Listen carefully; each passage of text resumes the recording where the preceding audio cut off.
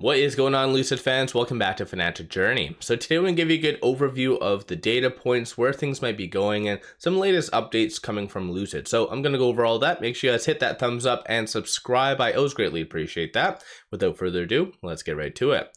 So Lucid is currently up 0.26% after hours, and I think that's just a little bit more piggybacking from the optimism that did come out yesterday. Some numbers did come out, such as GDP was a little bit lower than the forecast, and initial jobless claims was a little bit higher than the forecast. So not necessarily the most optimistic data points coming out, but like I said, I think bigger picture, it still shows a little bit more optimism from yesterday. And regardless though, what has happened over the last couple of days is still fairly good, because it did fail unfortunately to get from the lower to the higher percentile of the Bollinger Band. So in general, a little bit more consolidation is very normal and natural. Unfortunately, during these couple of days as well, shorts were very much just taking advantage of that consolidation phase.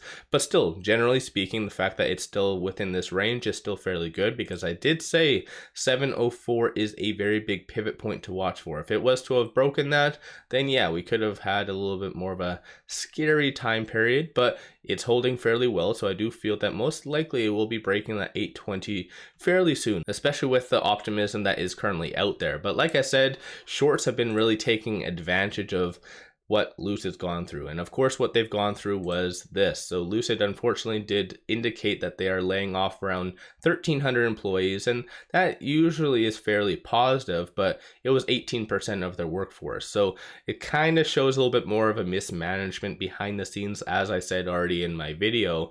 But there was some positive things to take from it. One of which was that Lucid is going to save around 100 million a year through these job cuts. So again, it is what it is. You can't really argue with saving 100 million, but they're going to be charged around 24 to 30 million, which is in relation to employee transition, severance payments, employee benefits, and stock-based compensation. And even good old Adam Jonas, so he's been one of the biggest bears of Lucid since day one almost, and he's for the most part kind of cautiously optimistic about this job cuts, because like I said, historically, anytime there is a job cut, that's a very positive thing, at least behind the scenes. As far as ratings, it doesn't look like Adam Jonas has jumped on board again, the latest one being Fox Advisors. They didn't give a target, they just gave a overweight/buy rating on Lucid, and that occurred on March the 27th. So in general, it is what it is. This individual who recently gave a rating, it does look like, actually on a side note, it does look like somehow on here it doesn't show TipRanks, it does. So yesterday, Adam Jonas did give that $5, reiterated that $5 target. And Adam Jonas only has a 48% success rating. So I think a lot of people seem to think very highly of him. For some reason, they seem to listen to his words a lot more than, for instance, Stephen Fox, John Murphy, and a lot of other ones as well. But still, as you can actually even see, it does look like Bank of America Securities did also reiterate their $10 target, and that was as of yesterday. So kind of weird that this doesn't show it right here, but still, regardless, it is what it is. If you're looking for a lot of this information, you can definitely take a look at the link in the description below, make a free account with Interactive Brokers, and you get a lot of this fun information. But like I said in the past though, when it comes down to this news about them laying it off or laying employees off, I think next week this will be obviously last week's news. People won't necessarily care about that. It'll be the next big thing. And I think the next big things for Lucid right now is just ramping up on the pier, Gravity launch, which of course could be coming any moment. And then there is the Sapphire, which they did say in the Q4 earnings that they're going to start production this summer. So I think those three are going to be the big heavy hitters. As far as the Sapphire, I don't see them having a lot of actual reservations or sales of that, but I'm not a financial advisor, so make sure you guys do your own due diligence at the end of the day. But I think Sapphire's role is a little bit bigger. It's not necessarily to get the sales, it's just more of a showpiece potentially that Lucid can do this and has amazing technology, which of course I think the other vehicles already do encumber that.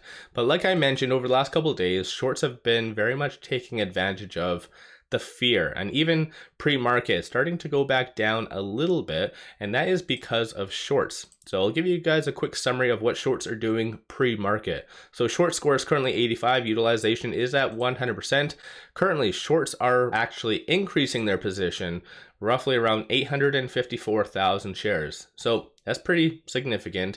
And we were almost at 20% short interest almost about a week ago. So currently it is 22.69% of the free float. That is what is being shorted right now. And that works out to be 145.45 million shares. And so in general, that's fairly high, and cost to borrow is in fact going down, so it does look like they are getting a little bit more access to shares to short. So for those of you that are lending out shares, just double check to make sure that you are or aren't lending any shares. So just double check that coming from a retail standpoint. But regardless, like I said, shorts have been always there for Lucid since day one, with Adam Jonas, of course. So I'll give you a quick summary of the other data points. So as of yesterday though, these are all the transactions on the secondary market. And there was a couple abnormal ones, as you can see right here. And it happened after hours, so $6.12 million. And you can tell based on the bid, the ask, and so right here, so the bid was 767, ask was 768, and it went for 770. So a couple cents over the ask. So behind the scenes, it's kind of interesting to see that big money is in fact buying. Regardless of the consolidation phase, regardless of shorts increasing their position, there is still a lot of optimistic institutions behind the scenes, regardless of even, for instance, him. So Gary Black, somehow, I don't know how on Twitter, I'm actually following him for some reason. I don't know who the hell he is, to be honest. He's a managing partner, the Future Fund, LLC, SC registered and blah, blah, blah, whatever.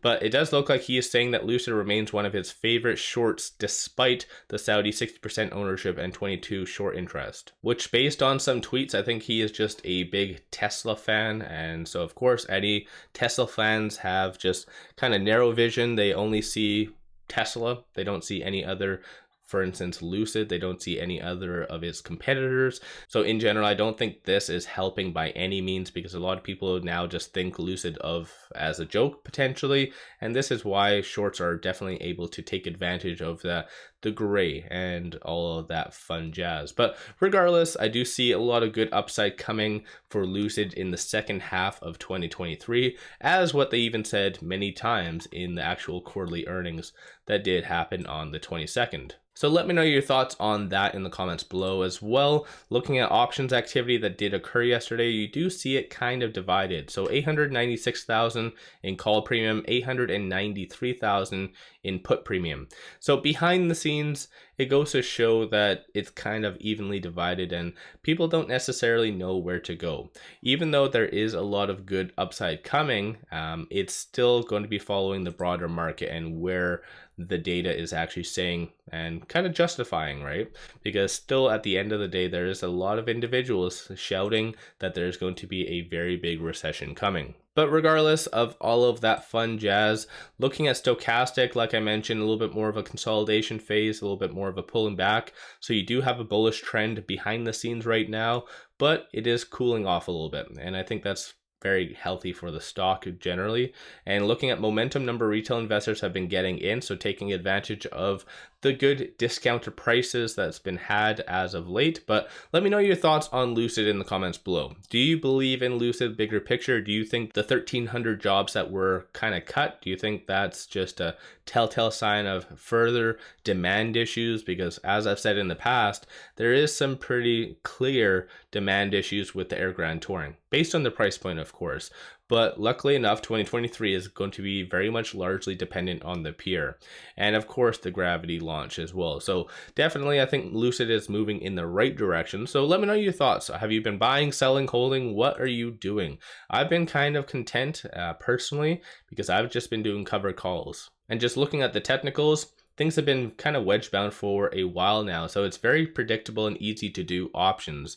So I know I have said in the past, I'm going to be doing a video on how to do options and so forth. And I still intend on doing that. So just keep that in mind, because of course, doing options, you can always do covered calls. You can kind of sell puts, buy puts. I don't necessarily buy puts, but you can always sell puts, and that definitely generates some pretty good revenue as well. Some easy premium, but I still plan on doing that. Most likely I'll try and target that this upcoming weekend. So make sure you guys stay tuned for that. But on a side note, like I already said, I'm not a financial advisor, and options are a whole different beast. So I highly recommend you guys researching that on your own, and then I'll just kind of give you some Cole's notes of it. But regardless of all of that, I appreciate you guys watching. Don't forget to hit that thumbs up and subscribe.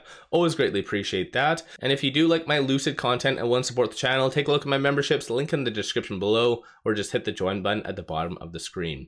One final thing I just wanted to share with you, there's only about 2 days left for it, and that is with moomoo.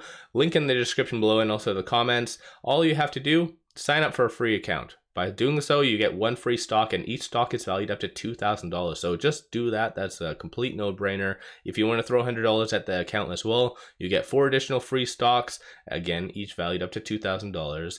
And because of the whole chat AI movement kind of thing, you do get 2 additional free stocks, one of which is AI, the second of which is BBAI. So take advantage of that promo, link in the description like I said. And without further ado, I appreciate you guys watching. Let's all make a lot of money on Lucid.